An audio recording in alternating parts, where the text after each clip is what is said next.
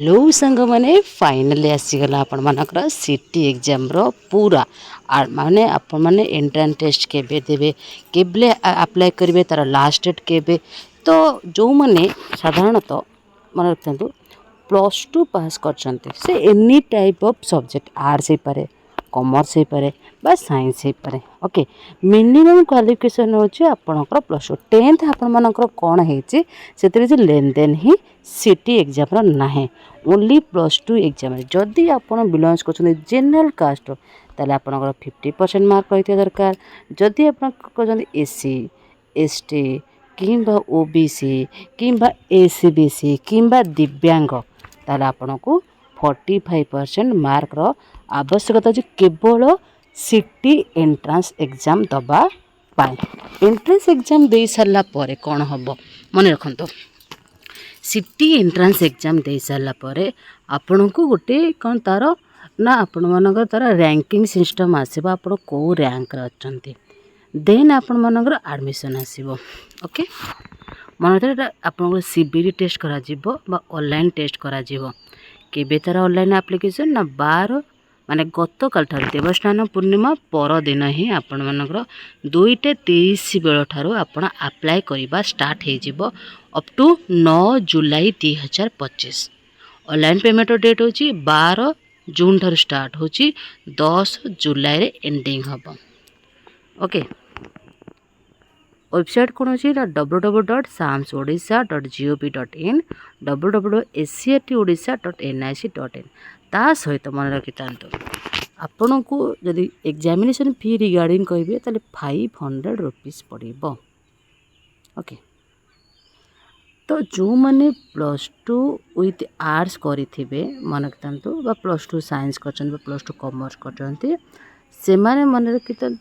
आपण DElEd exam दे DElEd मानकर qualify कले देन आप सिटी बा डीएलएड रो फर्स्ट ईयर पढ़ले मन कहते प्रथम वर्षर एंडिंग रे आपण माने ओटेड पेपर 1 देदेवे। आपण को ये ओटेड पेपर 1 देवाई कहूँ कहीं ओटेड पेपर 1 देदेले आपण से रिगार्डिंग आपण जेहेतु सिलेबस अच्छी ओटेड तो आपन को पास आउट होगापी बहुत ही सुविधा हम। जदि ग्रेजुएशन विथ सिटी करुँचे बोथ ओटेड पेपर 1 एंड ओटेड पेपर 2 दे दिंतु आपण मानक सुविधा निमंते कहूँ। जदि आपण चाहते गोटे थर ही पास आउट होगापी ये डीएलएड कोर्स एंट्रेंस टेस्ट ताले आपन कौन करने पड़ो आमर प्रॉपर प्लानिंग वीडियो ऑलरेडी अच्छे तत्सहित आमे माने विदाउट फी माने एनी कॉस्ट को टंकाटे आपण को खर्च करने को पड़ोनी किंतु क्लासेस आमे प्रोवाइड कर दोचे कि आमे चाहूँ आपण को जो भविष्य अच्छे जे मु गोटे भविष्य गोटे भल शिक्षक हाँपाई बा जो सरकारी चाकरी पायापाई आपण माने निजको योग्य विवेचित मन करुँच मु किछि नहला नाई शिक्षक पदवीटे करी आगामी दिनर पिलामानकर उज्जवल भविष्य कामना करी ताले आपण को गोटे काम करा पड़ो फोन ने डायल करने पड़ो 7978433098 एथिरे ओनली हाय मेसेज करी जॉइन हो जातु। देखु यही तारीख डीएलएड कोर्स 2025 मसीह 12 सिटी कोर्स जोटा आप कहते आपड़ गोटे थरक ही एंट्रेंस एग्जाम पास आउट हो तत्सहित जो सिटी पढ़ा कौन प्रकार प्रोब्लेम्स हम ना तो आप ये कमेंट पास करदे आपन को आंसर मिल जाव। आउ कौन आप आवश्यकता अच्छे ये भी जागृत हूँ किसी नुआ कर देखापी चेष्टा करते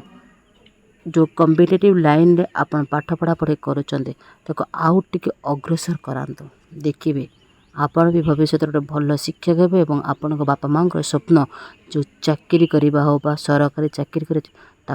स्वप्न पूरण हो पार। आशा करूँ वीडियोटी बहुत इनफॉर्मेटिव हो